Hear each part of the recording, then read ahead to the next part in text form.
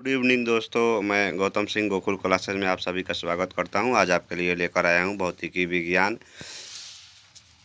कक्षा 10 के लिए ऑब्जेक्टिव क्वेश्चन है। बिहार बोर्ड के लिए अति महत्वपूर्ण जो प्रश्न आपके परीक्षा में बार बार पूछे जाते हैं, ऐसे ऑब्जेक्टिव क्वेश्चन आपके लिए लेकर आया हूं।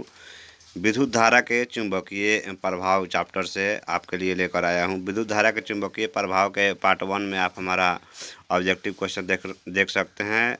वीडियो को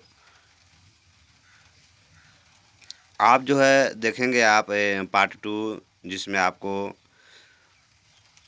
ऑब्जेक्टिव क्वेश्चन होगा जो बार बार आपके एग्ज़ाम में पूछा जाता है। ऐसे ऑब्जेक्टिव क्वेश्चन है। बढ़ते हैं क्वेश्चन की तरफ। क्वेश्चन नंबर 1 है हमारा, किसी प्रोटॉन का निम्नलिखित में से कौन सा गुण किसी चुंबकीय क्षेत्र में मुक्त गति करते समय परिवर्तित हो जाता है। किसी प्रोटॉन का निम्नलिखित में से कौन सा गुण किसी चुंबकीय क्षेत्र से मुक्त हो जाता है। आपके पास ऑप्शन है द्रव्यमान एवं वेग, चाल एवं संवेग, वेग एवं संवेग। इनमें से कोई नहीं। देखिए, किसी प्रोटॉन के निम्नलिखित में से कौन सा गुण चुंबकीय क्षेत्र से मुक्त गति करते समय परिवर्तित होता है।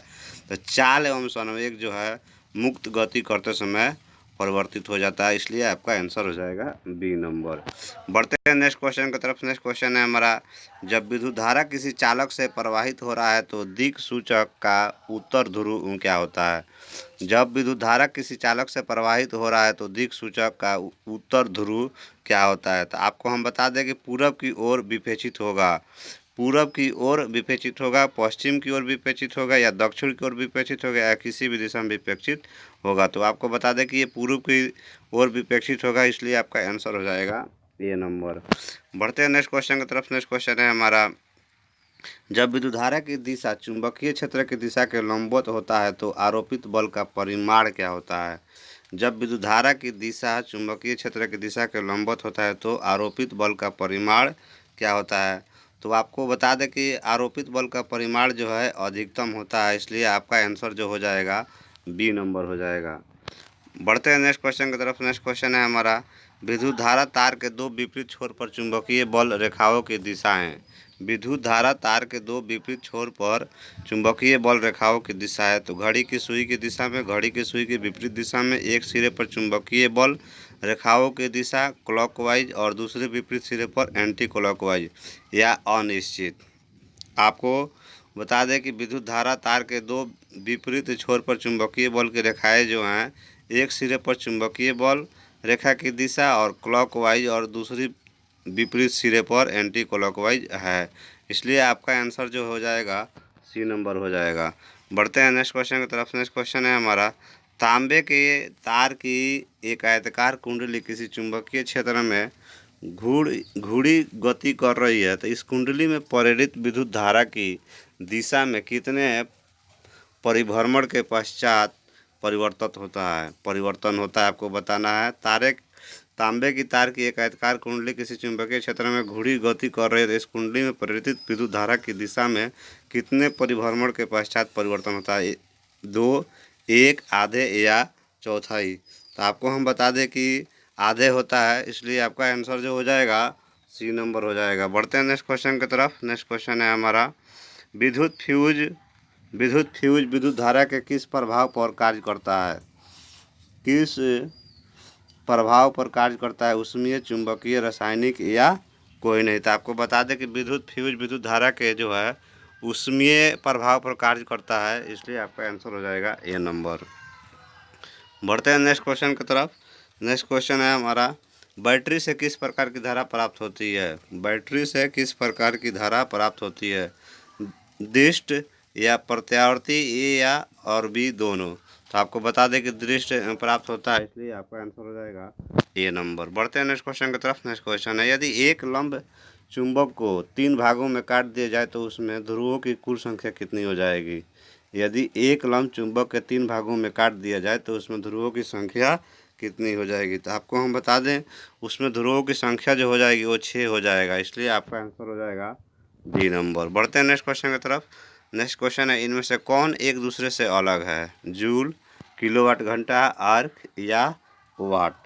तो आपको बता दें जूल, किलोवाट, आर्क जो है एक ही है। आपका वाट जो है इसमें से एक दूसरे से अलग है, इसलिए आपका आंसर हो जाएगा डी नंबर। बढ़ते हैं नेक्स्ट क्वेश्चन की तरफ। नेक्स्ट क्वेश्चन, चुंबकीय क्षेत्र का मात्रक टेस्ला किसने दिया?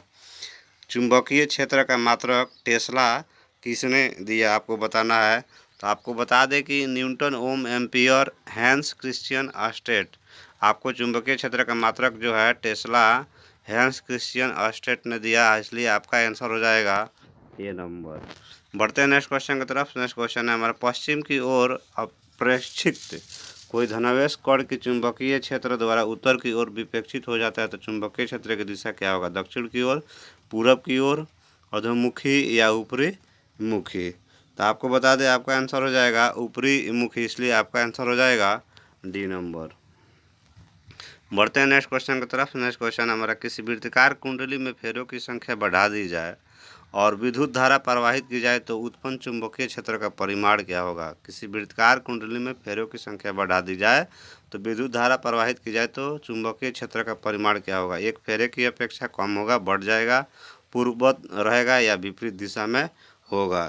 तो आपको बता दें कि आपका क्या होगा, चुंबकीय क्षेत्र का परिमाण जो है बढ़ जाएगा, इसलिए आपका आंसर हो जाएगा बी नंबर। बढ़ते हैं नेक्स्ट क्वेश्चन की तरफ। नेक्स्ट क्वेश्चन है, सीधे धारावाही तार का चुंबकीय क्षेत्र रेखाएं। सीधे धारावाही तार का चुंबकीय क्षेत्र रेखाएं क्या होगा? सरल रेखीय होती है या सकेंद्रीय होती है या आपको वक्राकार होगा या होती ही नहीं है? तो आपको बता दें कि सकेंद्रीय वृत्ताकार होती है, इसलिए आपका आंसर हो जाएगा बी नंबर। बढ़ते हैं नेक्स्ट क्वेश्चन की तरफ। नेक्स्ट क्वेश्चन हमारा, घरेलू विद्युत परिपथ में फ्यूज लगाया जाता है। घरेलू विद्युत परिपथ में फ्यूज लगाया जाता है, तो आपको बता दें कि विद्युमनीय तार में या उदासीन तार में या किसी में भी या किसी में भी नहीं। तो आपको विद्युमनीय तार में लगाया जाता है, इसलिए आपका आंसर हो जाएगा ये नंबर। बढ़ते हैं नेक्स्ट क्वेश्चन की तरफ। नेक्स्ट क्वेश्चन हमारा, विद्युत फ्यूज का काम करता है। विद्युत फ्यूज काम करता है धारा के ऊष्मीय प्रभाव पर, धारा के चुंबकीय प्रभाव पर, धारा के रासायनिक प्रभाव पर या किसी पर भी नहीं। तो बता दें आपको कि विद्युत फ्यूज जो है काम करता है धारा के ऊष्मीय प्रभाव पर, इसलिए आपका आंसर हो जाएगा ये नंबर।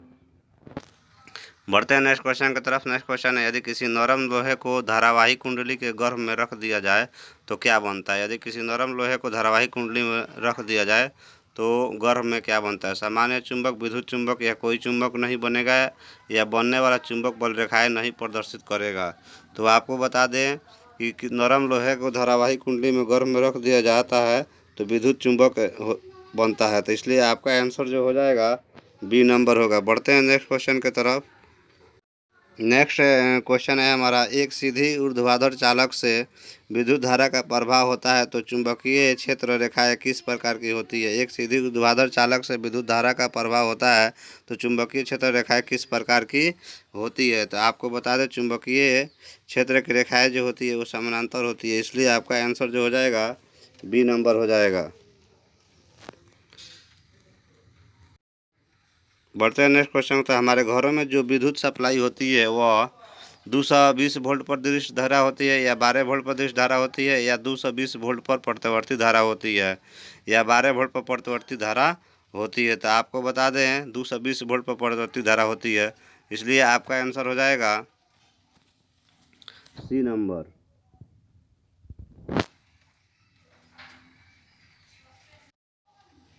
नेक्स्ट क्वेश्चन है हमारा, चुंबकीय क्षेत्र रेखाओं की निकटता बतलाता है। चुंबकीय क्षेत्र रेखाओं की निकटता बतलाता है आपको क्षेत्र का मान या दिशा, क्षेत्र की दिशा या इनमें से कोई नहीं। तो क्षेत्र का मान, इसलिए आपका आंसर हो जाएगा ये नंबर। बढ़ते हैं नेक्स्ट क्वेश्चन की तरफ। नेक्स्ट क्वेश्चन है, विद्युत स्टोव गीजर अथवा विभजन तापक जो है आदि संयंत्रों के लिए कितने एम्पियर का फ्यूज लगाया जाता है? तो आपको बता दें 5 एम्पियर, 15, 20 या 25 एम्पियर। तो 15 एम्पियर का लगाया जाता है, इसलिए आपका आंसर हो जाएगा बी नंबर। बढ़ते हैं नेक्स्ट क्वेश्चन की तरफ। नेक्स्ट क्वेश्चन है, किसी चुंबक के चारों ओर के क्षेत्र में आकर्षण बल का प्रभाव है या केवल प्रतिकर्षण बल का प्रभाव है? आकर्षण और प्रतिकर्षण बल का प्रभाव होता है या इनमें से कोई नहीं। तो आपको बता दें कि इसमें जो है आकर्षण और प्रतिकर्षण बल का प्रभाव होता है, इसलिए आपका आंसर हो जाएगा सी नंबर। बढ़ते हैं नेक्स्ट क्वेश्चन की तरफ। नेक्स्ट क्वेश्चन है हमारा, प्रत्यावर्ती धारा की आवृत्ति कितनी होती है? प्रत्यावर्ती धारा की आवृत्ति कितनी होती है? तो आपको बता दें, प्रत्यावर्ती धारा की आवृत्ति जो होती है वो होता है 50 हर्ट्ज होता है। इसलिए आपका आंसर हो जाएगा सी नंबर। बढ़ते हैं नेक्स्ट क्वेश्चन की तरफ। नेक्स्ट क्वेश्चन हमारा, एक विद्युत धारा वाही तार के समीप एक दिक सुई रखा जाता है, तो यह कोई विपेक्षिक होगा या यह विपेक्षिक नहीं होगा, या धारावाही तार का विपेक्षिक होगा या धारावाही तार का विपेक्षिक नहीं होगा।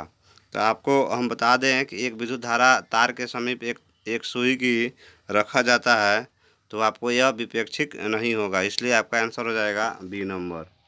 बढ़ते हैं नेक्स्ट क्वेश्चन की तरफ। नेक्स्ट क्वेश्चन है हमारा, विद्युत धारा के प्रवाह दक्षिण से उत्तर दिशा में हो तो दिक् सूचक का विपेक्षण क्या होगा?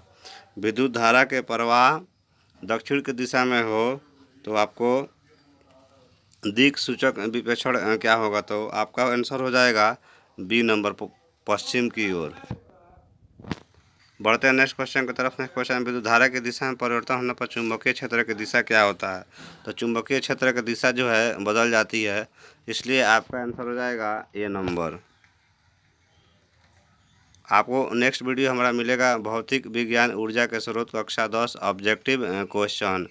आप हमारे वीडियो को लाइक शेयर एंड सब्सक्राइब जरूर करना, क्योंकि आपके बिहार बोर्ड में अति महत्वपूर्ण प्रश्न जो परीक्षा में बार बार पूछे जाते हैं, ऐसे ऑब्जेक्टिव क्वेश्चन आपके लिए लेकर आता हूं। आप अगर हमारे वीडियो को सब्सक्राइब करते हैं तो हमारे नेक्स्ट वीडियो जो होगा आपके पास नोटिफिकेशन मिल जाएगा।